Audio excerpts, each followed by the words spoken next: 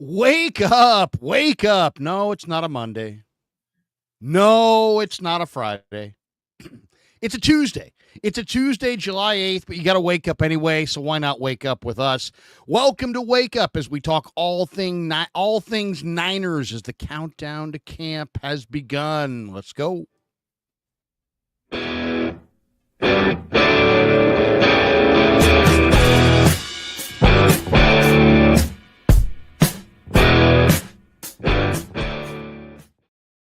A day late, but never a dollar short. I mean, that's got to be Wake Up's motto right there. Welcome, Damon Bruce, Larry Krueger. It's great to see you once again, both on the Krug Show and over on the Plus. Please like and subscribe to both channels if you would, and it is really good to have you here. It's great to see you again.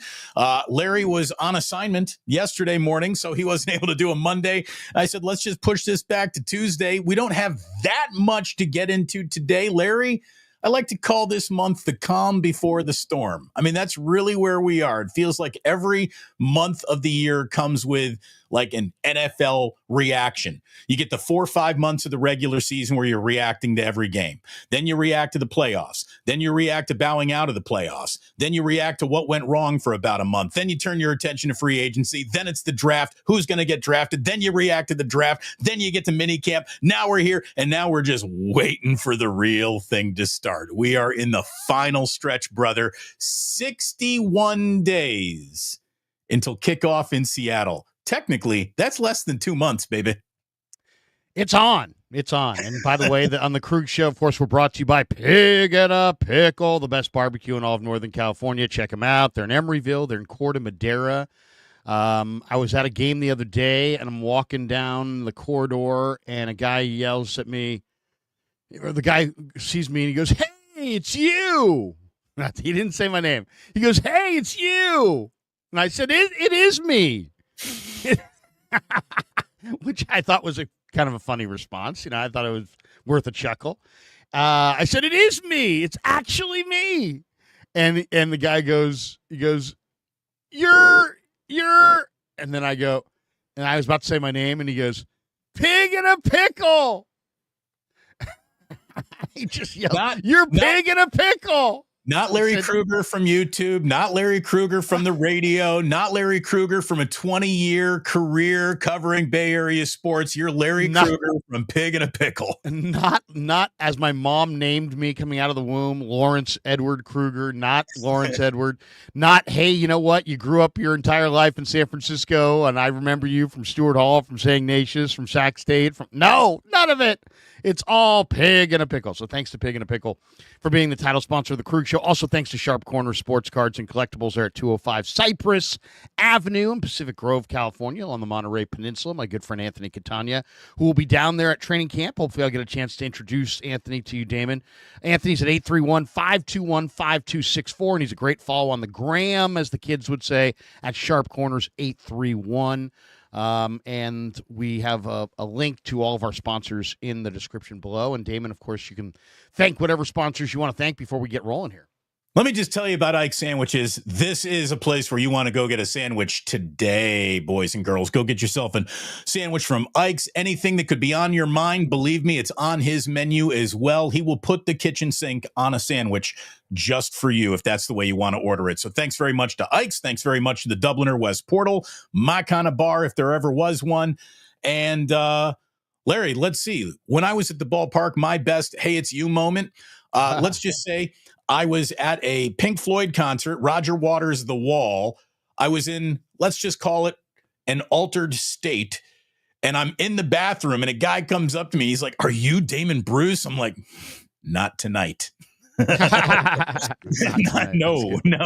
No, we are not talking about any Giants lineup tonight. We are here to watch Pink Floyd, which means don't talk to me. Anyways, well, let's get right into it, because we don't have anything truly urgent. You know, as Damon, you know, as you appropriately said off the start of the show, you know, the NFL season like never really sleeps, but that's kind of a misnomer. It does kind of go to bed between May 15th and July 15th. I would say if you were associated with the NFL like intricately or on a day-to-day basis, and you just said, "Hey, you know what? My wife wants to know when we can plan our vacation. Plan it between May 15th and July 15th. If you do that, you're going to do, like Kev went to Europe last year during this time. I went to Connecticut. Heck, you did the cow camp. I mean, people will take a week or two. Cam Inman, I think, is traveling internationally. I've seen some of his pictures. This is a great time to get away. And it's a great time for the coaches to spend time with their family. It's a great time for the players to kind of hone in on their training because they're getting close to their Super Bowl Sunday for a lot of the undrafted players and the young guys. But it leaves us in this kind of 2-month period where we're creating stories. And the one thing you and I do not ever want to do when we're doing this is we're not here to insult your intelligence, and we're not here to create stories that aren't really stories. I'd rather just not do a video or not do a live stream than try to create something. So some of the comments in the last few weeks from people saying, this is clickbait stuff. It's like, no, it isn't. No, it isn't. Believe me, if we're talking about it, it's worthy of talking about. Now, have you want to know what clickbait is, Larry? I got the ultimate headline that was clickbait. There's one today, probably. So it's the worst headline of the offseason. Athlon Sports, you're the guilty party. It said CMC receives some unfortunate news on Monday. Yeah, clickbait. For a guy that has had so many injuries, that is so important to the upcoming season, I was like, oh no, what did he hurt himself in a workout? Did he twist an ankle? What's now? And it was Christian McCaffrey is no longer the top-ranked running back in all of football. He's fallen to number 5. This is just a terrible headline to attach to that, you sons of bitches. You got me. You made me click on it. Screw you. But you don't like doing that. I mean, I don't like it. You don't like it. Nobody likes it. I get it all the time when I'm surfing either 49ers compilation sites or just searching under 49ers. When I Google it, there'll be some headline that makes it seem like Ayuk's on the verge of being dealt, when we all know that Ayuk's not on the verge of being dealt. And you know what also drives me nuts, Larry? The regurgitated that, like Mike Cadlick of Sports Illustrated has named the 49ers as one of the best potential trade destinations for Commander star receiver Terry McLaurin. Yeah. Oh, really, Mike? Because get in line. We've been doing that for a while. Everybody for the last 6.5 weeks, the regurgitated news offered up as new news is also a major, major break from reality when it comes to this time of the year in NFL news cycle. So anyway, that kind of leads us to today's show, because we're right inside the window. It's July the 8th. Camp will get rolling in about 2 weeks. Rookies report on the 15th. And which I think is the first day rookies can report. The veterans report on the 22nd. I think the first workout will be the 23rd or 24th. And then, of course, I'll be there for every step of the way, every practice, every presser, everything. So that's kind of why. And I'll be there for some of the steps of the way. You'll be there for some of it. Lunatic. Right, exactly. I'll say this. I have spent this month, now that I'm back from vacation, getting in shape. I mean, literally running, treadmilling, lifting. I'm at my pre-marriage lifting weights. I put up 225 5 times this week. I'm getting back into it. So I'm decided, you know what? I'm 55. Training camp is not easy. And now I'm not taking any hits, but it is not easy even for people on the sidelines. You're out there in the blazing sun day after day after day for hours and hours and hours. They're long hours. They're early meetings, late days, nighttime streams, tons of sun, and just a lot. There's a lot there. And obviously, you guys know me. I put a lot into it. Are you training for a content creator combine that I haven't been made aware of yet? I'm just training. I'm just training because I want to be in, the best shape I can possibly be in by week 1. The grind of the NFL season, the grind of camp, though. It's just a lot of hours. It's a lot of sun. It's a lot of hours. So anyway, I've been working out. I've been lifting, I've been jogging, I've been running, I've been walking, I've been stairmastering, I've been, so if you see me and you say, Krug, you're out of shape, imagine what I was 3 weeks ago. Just think about it that way. But anyway, we want to get into some topics, but we don't want to make them contrived. But there was a pretty good conversation between our friend Guy Haberman and Brent Jones on Guy's channel. And Brent Jones believes that Ricky Pearsall's fast finish last year, where he had 210 receiving yards and 2 touchdowns over the final 2 games, is just the beginning. Here was the quote from Brent. He says, his last couple of games, you could kind of tell it started to click for him.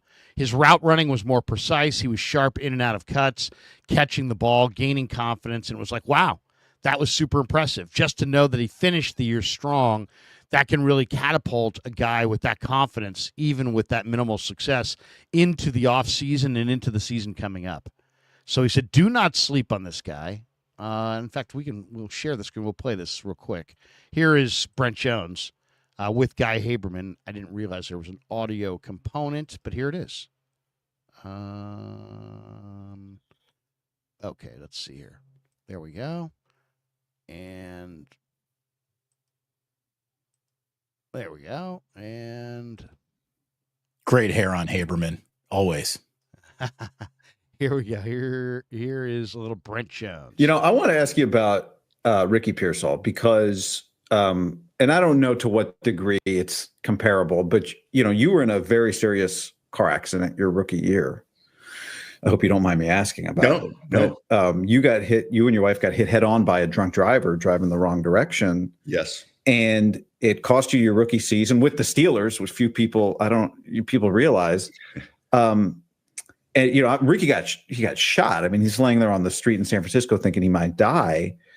And amazingly, he was able to come back and play last year and finish the year strong. But did you think when you saw that situation unfolding, did it remind you in any way of what you went through? It did. And obviously I wasn't shot. That was a little bit more serious than my car accident, although it was frightening at the time, the car accident. But getting shot and thinking, gosh, the young guy's career could be taken away before it even started. But he was diligent. And what people don't realize is he had to put in the work the whole time he was recovering, because when he first came back and he wasn't making much of an impact, but he was great that he was out there. I was like, wow, fantastic. But his last couple games, you could kind of tell it started to click for him. And his route running was more precise. He was sharp in and out of cuts, catching the ball, gaining confidence. And it was like, wow, that was super impressive. Just to know that he finished the year strong. And I mean, that can really catapult a guy with that confidence and with that, even minimal success into the offseason and into the season coming up. And I'm glad you brought up his name, because I kind of look for him to really be a big contributor this year. And so what a special young man to be able to fight back from all that, because I mean, you don't even, at the time, you're like not even worried about football. Like, hey, man, I hope he's going to be okay. So that was a little bit of Brent with Guy Haberman, and it's a 4-minute clip, so we won't play the whole clip. But but let's talk a little bit about Ricky Pearsall, because that's kind of the launch point for our discussion. And the question is what. We all know it's his time for him to step up. There is no Debo. Ayuk's not going to play till November. I mean, we can all say it. It's no sharper take. If you say it, I say it, Brent says it. I think we've all said it many times this offseason. It's time for Ricky Pearsall to step up. The question is, can he? And if he does, what potentially could that look like? Well, Larry, I mean, I certainly hope he can. To me, the first thing I think of is we start talking about what Ricky Pearsall means to this team. I say, go sign Keenan Allen, because I don't know what Ricky Pearsall is. I don't know, and you don't know, and I'm not sure he knows or even the Niners know. We all know the difficult situations that began the year. He did play in 11 games, 31 catches, 400 yards, 3 touchdowns. Not really an impact until the very, very end. It does take wide receivers and Kyle Shanahan's offense a while to catch on. And if their learning curve isn't quickly, we've seen Kyle abandon hope in young wide receivers before. I like the fact that Shanahan is almost handcuffed to making Ricky Pearsall happen, because he's going to have to leave him out on the field, whether it's working or not, just based on the numbers game. Again, this is why I would maybe sign Keenan Allen if I'm the 49ers. I mean, I'm rooting like hell for the guy. The story's incredible. He seems to be a good young man cut from the right cloth. His parents, who I've heard from, reacting to the very scary situation he was involved with, seem like good parents. I mean, there's nothing to not like about Ricky Pearsall other than the production of his rookie season, which we want to grade generously on the curve of how odd it started. As you said, the opportunity to get on the field and do something is all over that 49ers room. Somebody's going to need to do something from that position, and I really hope that it's him. We're about to find out.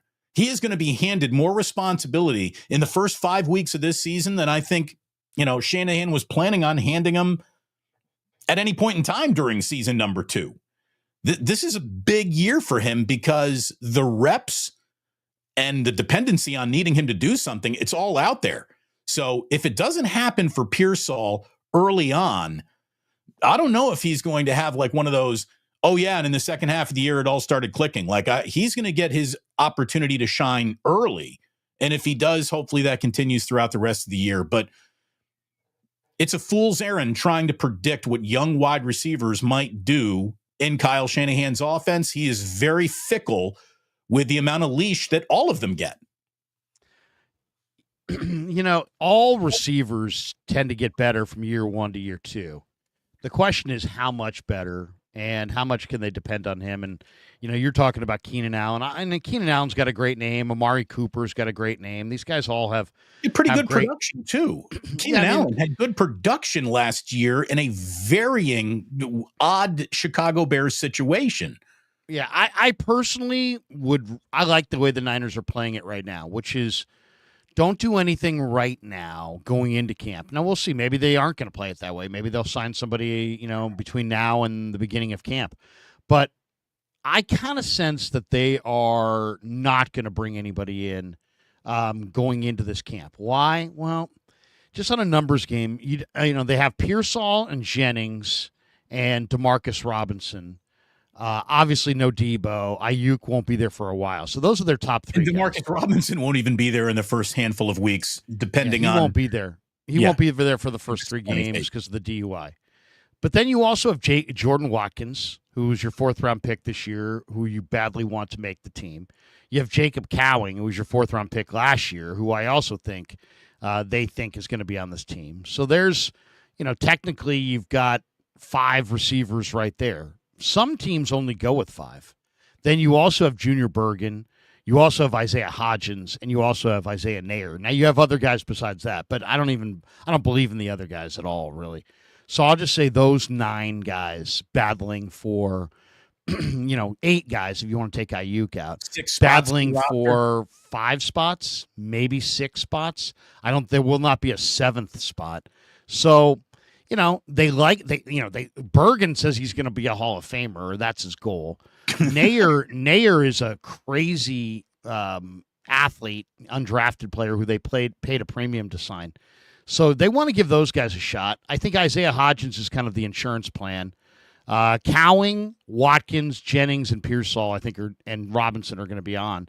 So I think they're kind of loaded. I think if they look at, hey, if we signed Amari, if we signed Keenan, we might be blocking the roster for Bergen or Nair, and what if those guys look great?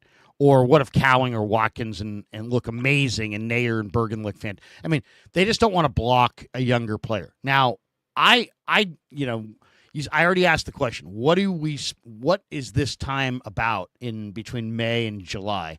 How does everybody use their time? Well, as I said, the coaches are with their families trying to get some quality time before they basically, say, hey, you're secondary. The head coach and the coordinators are usually vacationing somewhere. The players are training or vacationing, depending what their status is on the team. The scouts, though, and I was one of them. This is a very important time for the scouts because, like, if you're a pro personnel scout, you're going to get a question from the pro personnel director at some point. Hey, we need a player at this position. Who's the best out there? Right? So there is no website where you can go to bestoutthere.com and just click a button and get a list. It's a pretty good idea, Larry. You should get on that. You should start that website, bestoutthere.com. Bestoutthere.com. Yeah, somebody's taking that idea right now and running with it. They just wait a second. You can't get that name anymore for some reason. No, but like I did this exercise the other day with wide receivers, and basically I just went around because I can see what you're talking about and see the opportunity, and I know there's a bunch of teams that have a bunch of wide receivers, and everybody's going to keep 5 or 6. So go look at every depth chart and see who's got more than 5 or 6, and then if they've got more than 7 or 8. Now you probably have a situation where you might be able to pick off somebody. And I found 3 teams that were super loaded at wide receiver: Green Bay, the Jets, and the Chiefs. So I would be looking at Green Bay, the Jets, and the Chiefs, as well as a handful of other individual players. Nick Nash, who's in Atlanta from San Jose State. Kendrick Bourne, who the former Niners in New England, most likely going to get cut. Laviska Shenault in Buffalo. He's very versatile, like Debo, kick returner, running back, wide receiver. He potentially could get cut. Jacksonville, right? Laviska. He was in Jacksonville. He's now in Buffalo. But Brendan Rice from the Chargers, Jerry's kid. Chargers brought in a lot of receivers. He very easily could wind up getting cut. So those are just a few of the names. You got a man crush on Malachi Corley too. You've been talking about him. Well, I've been talking. Yeah, Corley, Bo Melton from Green Bay, and Elijah Badger would be my 3 biggest targets. Elijah Badger is a rookie from Florida who's from South Sacramento, went to Folsom High School, basically did Ricky Pearsall. He went ASU and then transferred to Florida. And he finished up at Florida, and he's really underrated. And he went undrafted, and the Chiefs signed him. But the Chiefs also, Damon, just looking at their depth chart at wide receiver, Kansas City has Xavier Worthy, Hollywood Brown, Rashee Rice. They just drafted Jalen Royals in the 4th round. They have Juju Smith-Schuster, Sky Moore, Justin Ross, and others before you get to Elijah Badger. So I think there's a very good chance that Badger's going to look good in the preseason, not make the team. Chiefs are going to try to slide him onto their practice squad. And if I were the 49ers, I'd pick him off on the way to the practice squad. And I will do these deep dives positional-wise for a few spots, like corner, defensive end, quarterback, defensive tackle. I'll be doing another one later today with Sam Batesh. Sammy and I are streaming at 11. We'll talk quarterbacks, and I'll go through my quarterback list of how the league is positioned quarterback-wise and who might get cut at the end and how it all may shake out.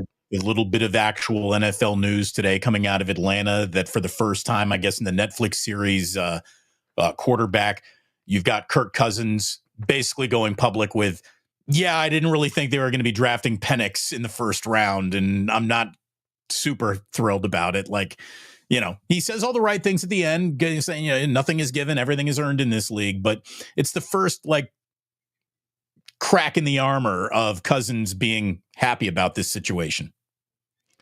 Yeah. Nobody thought he would be. Penix made him a backup quarterback, and to this moment, he's still a backup quarterback. So we'll see. And that is one of the interesting quarterback discussions that we'll have today at 11 with Sammy. But as far as the Niners are concerned, there's a lot of pressure on Ricky Pearsall to step in and be a contributor. This 49er offense, has Brock Purdy. He looks really good. Some people feel like the line is a little deeper. You've got a healthy McCaffrey now, and you've got Jennings with some experience and Cowing with some experience. And I think, we're either Pearsall is going to step up and going to be pretty good, or the Niners are going to take a step back, because it's not like there's lots of other starting caliber receivers ready to step in. So it's a big year for him. It's a huge year.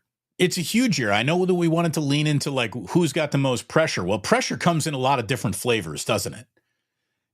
Pressure, for Ricky Pearsall isn't just to go out and produce and have a good year, but to prove to himself he really is a guy who's a starting wide receiver in this league. You know, somebody as established as George Kittle is facing the pressure of the sand in the hourglass of his career starting to run out. You know, I mean, how many more bites at the you really have a shot to win a Super Bowl does a guy like George Kittle have? Christian McCaffrey, who's totally bona fide, is one of the best football players I've ever seen with my own two eyes. He's got the pressure of, can you get it back? Can you bounce back? Can you be half as good as you were in 2023 and give the 49ers, 14 touchdowns instead of 21?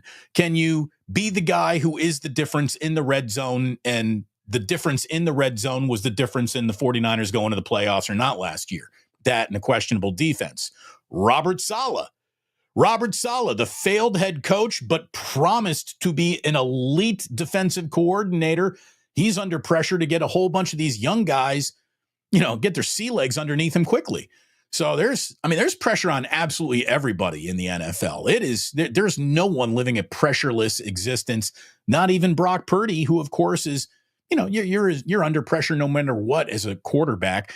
Now he's going to come with the, there's no price point talking about what a bargain you are. As a matter of fact, you're going to be crucified on your new price point because of what you just got paid. So you got the pressure of living up to that contract now.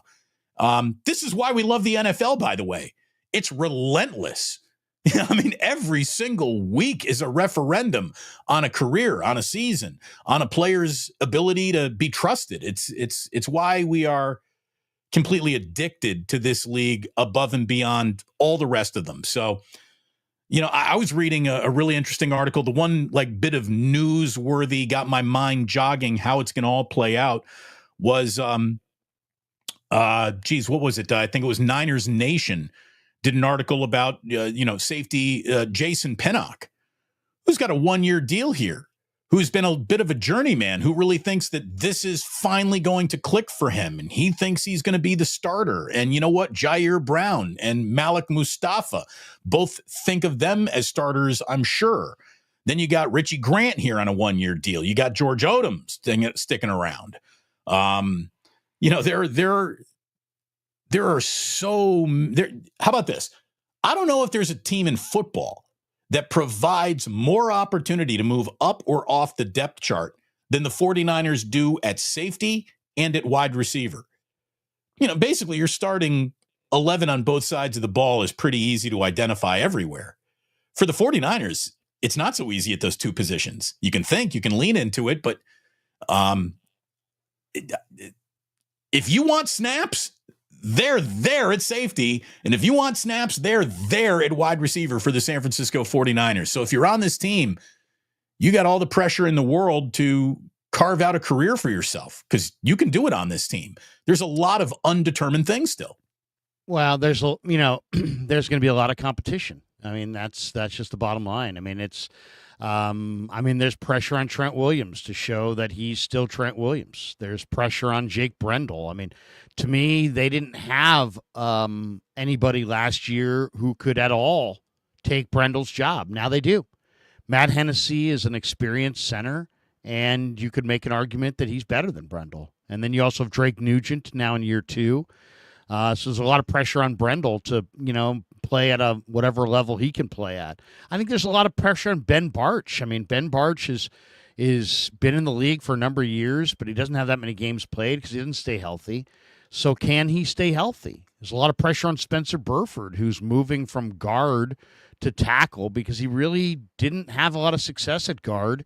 And we're going to find out if he's got quick enough feet to play tackle. And if he doesn't, he's going to wind up getting cut. So there's a lot of pressure on Mac Jones, I think, to hold off Tanner Mordecai. And people would say, well, come on, it's Tanner Mordecai. Yeah, but Mac Jones doesn't know the offense. Mordecai does. Mordecai's got the bigger arm. Mordecai's got the better speed. So Mordecai's got a better skill set than Mac Jones, and he's been in the offense longer. So if Mac Jones is going to somehow beat out Tanner Mordecai, I mean, he's got all the advantages. If he beats him out, he's going to be the number 2. If it's even, he's going to get that number 2 job. even if he's slightly worse than Tanner Mordecai, I think Mac Jones will still be QB2. He's just got to not be way worse than Tanner Mordecai, because if he's way worse than Tanner Mordecai, then I think Mordecai is 2. And then in that scenario, Mac Jones could be gone, because I think the same way that Trey Lance was, they didn't want to keep Trey Lance around as a $9 million third stringer. They're not going to keep Mac Jones around as a $5 million third stringer. So if he's either going to be number 2 or Mordecai's going to be number 2, Mac Jones can be somewhere else. So I think there's a lot of pressure on Mac Jones. I think there's a lot of pressure on Christian McCaffrey. It's like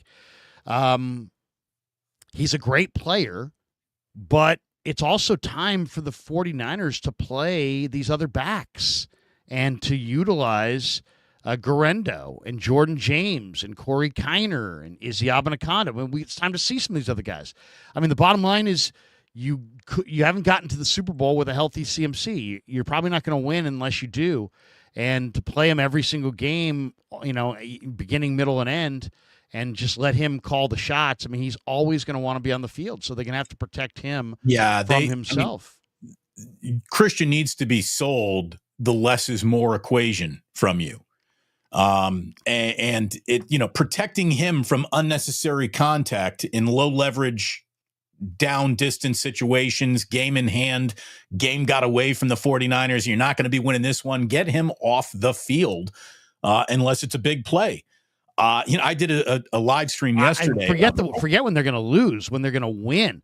See, when they're going to win, that's when they got to get him off the field. When it's the fourth quarter and they're beating the Carolina Panthers by 12.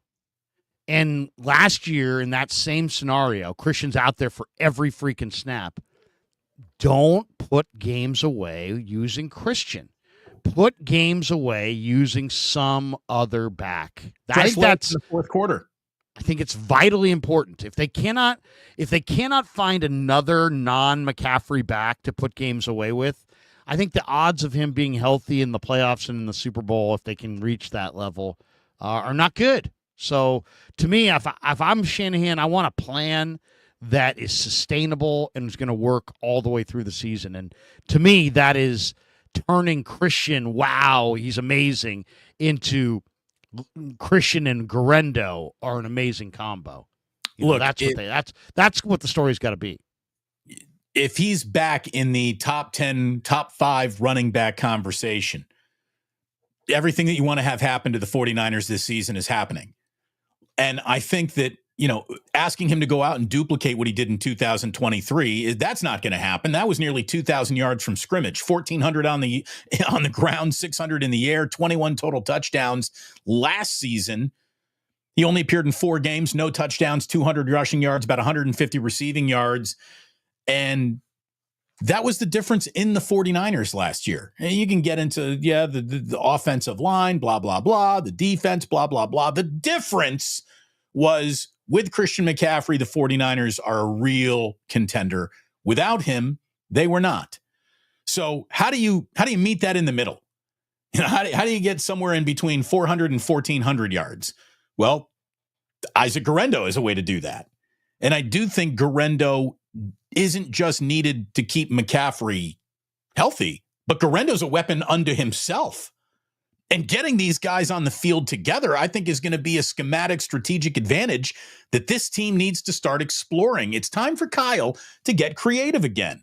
As creative as he was in the years that unleashed Debo as the do-everything player that he was for a while there, I want to see that invested into Guerendo and McCaffrey, and I want to see it inside the red zone. Because that's where the entire season was washed away last year, Larry. It was in the red zone. I mean, just get Guerendo involved more. He's 6 feet. He's 220. He runs 4.33. Last year, you threw him 16 targets. He caught 15 passes.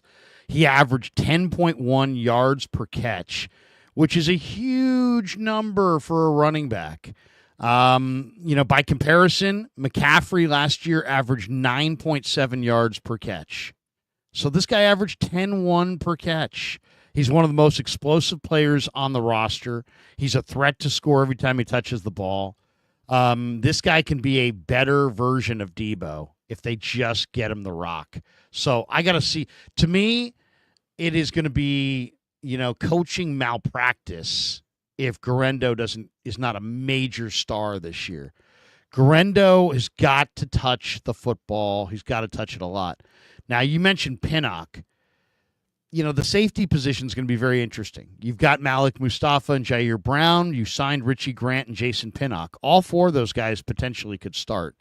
Then you also have George Odom, who's a very good special teamer. You have a second-year safety in Jalen Mahoney, and you have a rookie in Marquise Siegel, who they have high hopes for. So, usually you keep 10 DBs, maybe 5 or 6 corners, and 4 or 5 safeties. I don't know when Mustafa's coming back, but I think it looks like he's coming back relatively soon. He's the best safety you got, so it's like, who can you pair with him? I think probably the best combination of safeties is probably Mustafa and Pinnock, because Mustafa is a hitter, and he's like another linebacker. He's like a in the box safety. He's really comfortable closer to the line of scrimmage. And Pinnock's a former corner who can play the deep middle and cover 3. He can play coverage down the field. So to me, if you said how the safety position going to shake out, I don't know, because there's a lot of unknowns here. And Grant looked good, and Siegel's got a lot of talent, and Odom's a very valuable special teamer. But I would guess Mustafa and Pinnock are your 1s. Brown and Richie Grant are your 2s. I want the guys in there who understand the scheme and where to be. Physical mistakes, I can live with those, Larry. That's just football. Sometimes you get beat. Sometimes you miss a tackle. Those are physical mistakes. That's life. What I cannot live with, and what the 49ers cannot live with, and another thing that sunk their year last year under Nick Sorensen, was communication mistakes. That's full-on unacceptable, and that's what Robert Saleh was brought in to fix. So no matter who's back there, no matter what combination it is, they got to be communicating with each other. They can't get lost in coverage and in schemes and not knowing who was supposed to, roll over to where. I mean, there were times last year where they looked confused because they didn't know what to do. And that's Robert Saleh's number one job this year, is to improve that pass rush and to make sure that the secondary knows what the hell it's doing before the ball's even snapped. Yeah, I mean, it's funny. The Niners, when Saleh was here last time, were a cover 3, Seattle copy defensively. But now teams are going to more 2 high safety looks. The cover 3 is not totally extinct, but it's not used nearly as much. So, yeah, I think it's important that they're really good in the middle of the field. And Malik Mustafa, I think, is a really solid player, but Pinnock is also needed because they haven't had that really good coverage player since Jimmy Ward left. And, that's, to me, is going to have to – that's a major thing. By the way, Larry, I know we usually save supers to the end, but I just want to click on this real quick because, Chris, it's not the amen, Damon, but thank you. Red zone failures affected everything.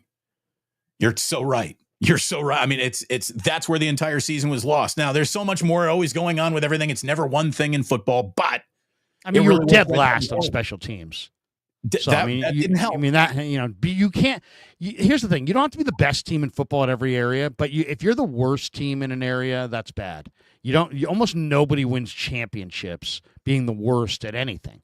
Well, so the 49ers were dead last in wide receiver separation. They were dead last in special teams.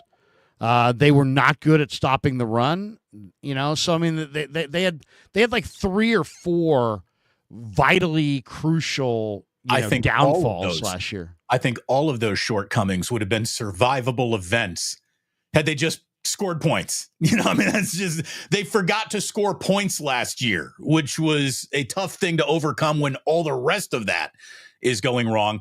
And you talk about, you don't want to be the worst. You don't want to be the second to worst.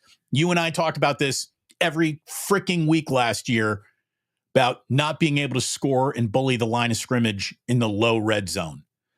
5 worst running back rushing offenses inside the 5-yard line last season. This is from Warren Sharp. The worst in the league. EPA per rush was the Giants. They were minus 1.02 EPA. In other words, the Giants, when they were inside the 5-yard line, took more points off the board than they scored. Second worst at 31 was the 49ers at minus 0.46 expected points added. And that's unsurvivable. When everything else is going wrong, if you can't punch in touchdowns, you're in a lot of trouble. So that's where the 49ers were awful last year. Warren Sharp ranks the 49ers running back room as the 6th best running back room in the sport. So they have Lions 1, he has Lions 1, Eagles 2, Falcons 3, Ravens 4, Dolphins 5, Niners 6. So the Niners, according to Warren Sharp, have the 6th best running back room in the entire league, and yet they couldn't run on the goal line. So it's not the running backs. By the way, if I can plug a little something, Warren Sharp will be on my channel tomorrow. So looking forward to catching up with him, doing a video, and putting it out tomorrow night. Nice. Good get. 5 worst running back rushing offenses inside the 5-yard line. The 49ers, 31st. Wow. I mean, that can't be. I mean, that, if you want to win a championship, you have to be able to score touchdowns in the red zone. I mean, look at the difference between the Niners and the Eagles. The Eagles run the ball with success on the goal line and in the red zone and get to 4th and short and run it again. The 49ers abandon the run, are trying all these little gimmicky short passes, and then when it gets to, 2nd and short, 3rd and short, they don't even run at all. They quit running. They're passing on 2nd and goal from the 4. They're passing on 3rd and goal from the 4. Where the Eagles are running the ball on 2nd and goal from the 4. They're running it again on 3rd and goal. They're running it again on 4th and goal if they need to.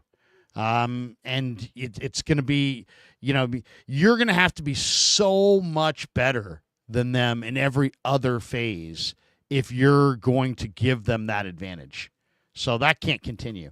You're going to have to do a better job at stopping the run. When you're playing teams like that, you're going to have to do a much better job of running the ball in the low red zone. And this pass. And it's like, well, Shanahan's the play caller, so it's on him. But I'm convinced, coaching around and play calling around the weaknesses of his football team, which then it starts to become like a self-fulfilling prophecy. It's like, you want to know what's an easy coach to scout? The coach that is just, reacting to the failings of his football team, because then once you know what his football team's failings are, you pretty much know how he's going to call the game. He doesn't believe in his interior offensive line. Right. But at the same time, you got to double down on what works and avoid doing what doesn't. Like I can't. I mean, this is a franchise that will tell you at the presser that the center is great and that their interior is really good and they love their line and blah blah blah. But then in the game, when it's time to talk with your action, they'll pass on 2nd and goal from the 3 and 3rd and goal from the 4. I mean, so it's like, well, wait a second, is your center really good or not? Because you're not running the ball in obvious running situations on the goal line. Right. And it looks like you're trying to prevent your center from getting blown up and you from, getting blown up behind it. So I don't get it. We got our own 2 eyes telling us something's wrong here. We got the plays you're calling admitting something wrong here. Then you got your press conference where you're insisting there's nothing wrong here. And then you go to your Pro Football Focus scores, and that is a neutral party telling you something's wrong here. So you might want to do something about that in the draft. Oh, they didn't. You might want to do something about that in free agency. Oh, they didn't. So I really hope they're right and it comes together. Again, it was a much maligned offensive line. It was not as bad as we claim it to be. But again, it gets worse when you have so much red zone failure. And red zone failure and a lack of Christian McCaffrey are the 2 single biggest reasons why last year was stuck in the mud. I really mean it, man. To me, it's the same thing. I mean, their red zone failure is a lot of it attributable to not having Christian McCaffrey. Yeah, their red zone struggles are, but it's more than that too, because it's also the line. And they didn't have a lot of speed. I mean, if you don't have speed at wide receiver, then you can't, you're either going to beat people with speed, power, or play design. And they're not able to beat you with power. They didn't have a lot of speed. So then it was all about, I'll beat you in short areas on play design, and you just can't do it. You just can't do it. You're not going to fool teams week after week after week. Just not going to happen. I'm so ready for football. I can't wait until we get out of the speculation business and into the reacting to what we just saw business. That is my favorite time of year. And again, we got training camp opening a week from now. Rookies, veterans, entire team reports. At the end of the month, we get our first NFL preseason game. We got 49ers and Broncos with joint practices and then their preseason game. The 49ers will have another joint practice with the Raiders at one point this year, and those are valuable. You know, we've seen coaches, especially Kyle Shanahan, talk about how much those joint practices give him an opportunity to really work through some things, and they're more valuable than the actual preseason game itself. And we know that the 49ers weren't able to even participate in a joint practice last year due to injuries. So stay healthy going into the year. Go get a big week one over Sam Darnold win up in Seattle in week one and start this season out on a good note. I got a little bit of a note here, Larry, that I thought was interesting. It wasn't about the Niners, but, you know, for the 49ers to be back in the postseason, that means the team that was in it last year has got to get out of it. History says fade the Detroit Lions, even though Warren Sharp just, ranked them the number one backfield in the NFL. The Lions lost Ben Johnson to the Bears and Aaron Glenn to the Jets. And even with that great offensive line and all their playmakers and a lot of talent and the fact that we absolutely love Dan Campbell, there's no doubt. Doesn't matter if you have one ass cheek and three toes. I will beat your ass. But history's got bad news for the Lions here. Since the merger in 70, there have been 18 division champions who have lost both coordinators. 13 of those teams followed that up with a losing record. 4 teams actually improved and only 1 stayed the same. So odds are this is going to be a tougher season on the Lions than they might even be expecting. Dan Campbell did an awful lot to change the culture, but culture needs good coaching, and he had a lot of it on both sides of the ball. Is Dan Campbell more than a fist pumper? Are the Lions ready to replace the offensive creative genius of Ben Johnson? We'll all find out soon enough, but the Lions could be one of those teams that a lot of people think, oh yeah, pencil them in to have another great year. I don't know about that, man. You lose that much coaching, it matters. It really does. Yeah. Do you know who their new offensive coordinator is? No, not off the top of my head.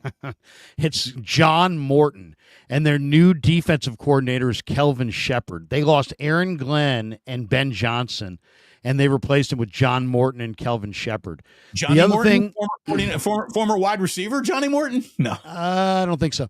One other thing that I think is kind of interesting on this Lions team, when I did the quarterback deep dive exercise, and I went through every team in pro football, it quickly came to quickly showed itself that the 2 teams in the NFC that absolutely would be crushed by losing their starting quarterback, which is a crushing move. It's a crushing move if you lose your starting quarterback, right? But it's not the same for every team. So I'll give you an example. If the Rams lose their starting quarterback, do you know who the backup is? Jimmy G? It's Jimmy G. If Sam Darnold loses his job, the backup's Drew Lock or Jalen Milroe. If Brock loses his job, the backup's Mac Jones or Tanner Mordecai. You can go right down the list. If Philadelphia, if they lose Jalen Hurts, they've got Tanner McKee. If Dallas loses Dak Prescott, they go to Joe Milton. But if Detroit loses Jared Goff, they're done. And because their backup quarterbacks are Hendon Hooker and Kyle Allen. And it's just they just don't have anything approaching a quarterback they could win with there. And you look at this, they lost Ragnow. I mean, Hendon Hooker was that feels like 3 years ago. He had a good year at Tennessee and then tore ACLs and hasn't really been heard of since. I mean, he was a third-round pick in 2023 draft. But, I mean, they lost Frank Ragnow, their all-pro center. So they have a rookie starting at center in front of Goff. Their line still has Taylor Decker and Penei Sewell, but it's not quite the same line as it was in the interior. Now you have Christian Mahogany, Tate Rutledge, and Graham Glasgow inside, and that's if there are no injuries. So my point is just this: if Tampa with Baker Mayfield and Detroit with Jared Goff, I mean Baker Mayfield goes down, they're leaning on Kyle Trask. I mean it's going to be ugly. Goff does not move all that well. Now his number one offensive lineman right in front of him is gone. And they're in a division where Minnesota loaded up on the defensive front. The Bears have as well. Green Bay's got a good defensive line. I think this is a year where Goff could get knocked out. And if Goff gets knocked out, it's good night. Good night, Lions. I mean, that's the rule across the board. But it's not. It's not. I mean, like, if the Chiefs lose Mahomes, they can go to Gardner Minshew. Gardner Minshew can win games for you. You can still go to the playoffs if you win games. And then when Mahomes comes back, you've got Mahomes. But if you don't have a quarterback that you can win games with, if you go look at the league, most of the teams do. Justin Fields has Tyrod Taylor. Yeah. Josh Allen doesn't. He has Mitchell Trubisky. But like Miami's got Zach Wilson backing up. Baltimore's kind of naked. If Lamar goes down, they have Cooper Rush and Devin Leary. But like Cincinnati's got Jake Browning behind Joe Flacco. There's some interesting ones out there. I mean, there's look at this comment right here, Larry. Wallbang, who's going with a Thomas the Train engine avatar, says, so they trade for Cousins if Goff goes down. And that is a little bit of a wild card that is out there for the entire NFL. The first team that loses a starting quarterback calls Atlanta that day, don't they? If it's early enough in the year and you got the cap room to make that move and make that trade. It's just, yes. I mean, you would make that trade. The question is, is that going to save your season or not? But you need to have some other backup plan at quarterback. You can't just be like, we're just going to go with our guy. Because when your guy goes down, then you got nothing and your season's over. Now, most seasons are over for most quarterbacks, but for most teams that lose their starter. But you got to have somebody you can win some games with. And Sammy now will go through it at 11. Let's hit some supers here. We got this one from Dale. Love that you do the least wild speculation. This is we're not. I mean, we'll speculate. We'll speculate with anybody, but the bottom line is I want to have people watch the channel, but I don't need to make stuff up to get them to watch it. Did you see one of the headlines out there today was wild 7-team trade that could land the Niners a quarterback? Like, I didn't even click on that. Like, no, I'm not interested in that. No. Where was that? I didn't even see it. On the interwebs. Thomas Selman says, good afternoon from East Coast. Did you all see Purdy on Bussin'? He made Taylor Lewan eat his words. I did not see Purdy on Bussin' with the boys on Barstool. We'll try to get you that Ike's in Georgia, by the way, expanding ever eastward. Hopefully, I mean, he's already in Louisiana. Maybe you can get to Georgia soon enough. Cover the SEC. I have not seen that yet. I think that's going to be my afternoon. What'd you do today? I might have lunch. I might order myself a sandwich from Ike's and watch that podcast.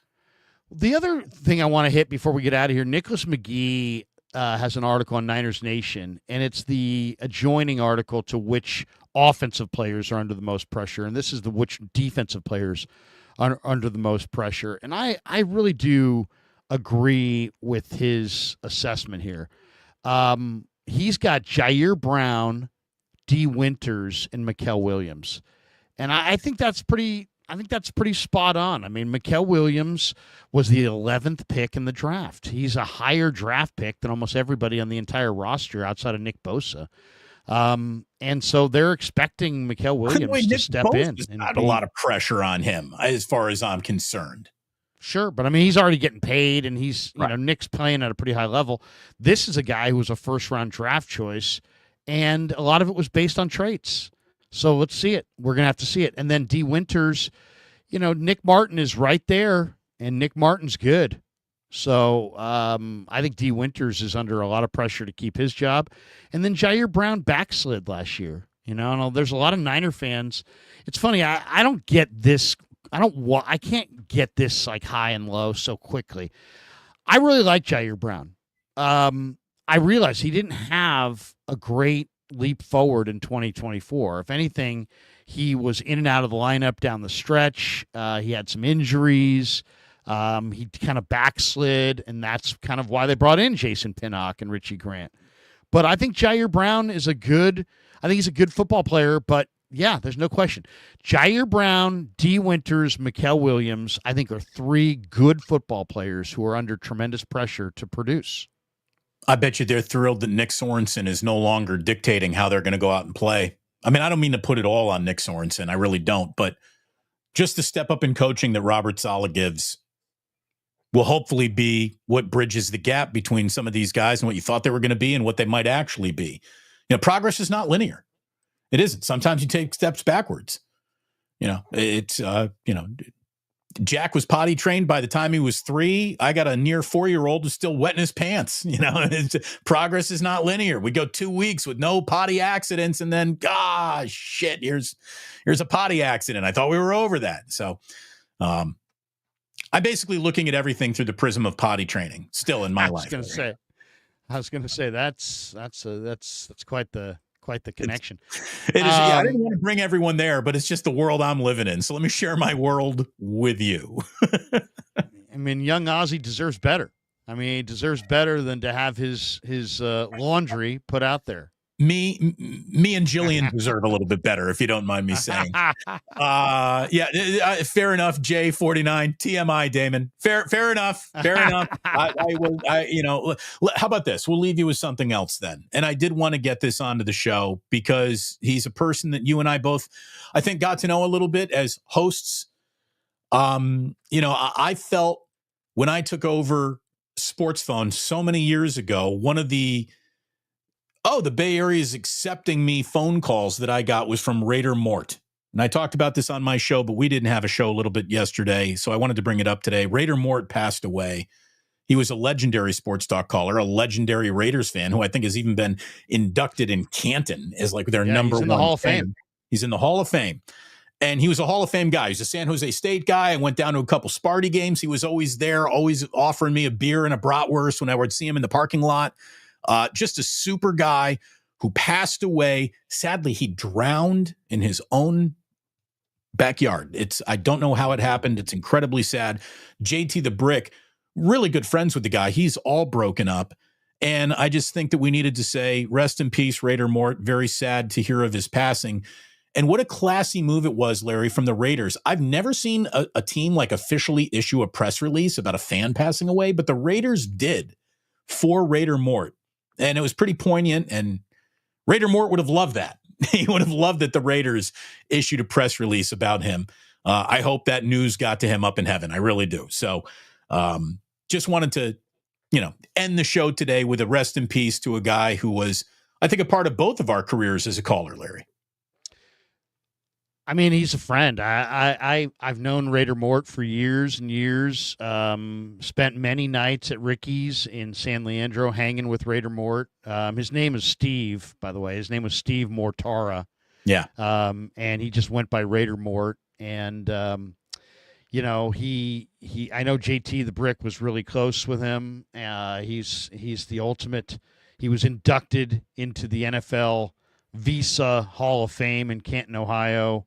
As a as a fan. But he was a tremendous athlete in his own right. He was a school teacher. He was a bar owner. He was a friend to so many. Guy. Friendly guy. The chairman of the board of Raider Nation, for sure. Raider Mort, really, really good dude. Really, really good dude. And just, had great enthusiasm for the Raiders, great knowledge of the Raider history. He was, he was a fixture at all the tailgaters, and you'd see him at the games. He had some of the greatest Raider jackets. The guy could spin yarns and tell stories, and just a great guy. Just a great guy. So major loss for sure. Rest in peace, Raider Mort. We're thinking of you, bro. That's going to do it for us. So we'll be back on Friday, Larry. We're back on Friday. I'm back in 45 minutes with Sam Batesh, and we're going to talk about the quarterback position and, do the deep dive around the league and talk about where the interesting quarterback competitions are going to be this year, who's set, who's not set, how that position is going to impact this entire year. We'll hit that at 11. But that does it for Wake Up. Damon, I'll give you the final word before we pull the ripcord and get out of here. Yeah, I will be talking about Draymond calling out the terrible CBA that has ruined NBA free agency. Every single team in this league has made a move except the Golden State Warriors when it comes to adding someone. And I'm going to be talking about that, and I'm going to be doing a short show. I will not be wasting anybody's time because I got to go downtown and get a little eye exam. I'm getting some new glasses, Larry, so I'll be able to see how in great shape you are in better vivid detail, because I'll be able to see you better with a new prescription and some new glasses that'll be coming soon. So that's my day today. Thanks to everyone for watching. Really, really appreciate it. Like and subscribe to both channels if you would, please, on your way out the door. And thanks so much for being here. We'll be back on Friday with another Wake Up at 9 a.m. West Coast. Thanks to Pig and a Pickle for being the title sponsor of the Krug Show. Thanks to Sharp Corner Sports Cards and Collectibles for sponsoring this video. Have a great rest of your Tuesday. For Damon, I'm Larry. Peace.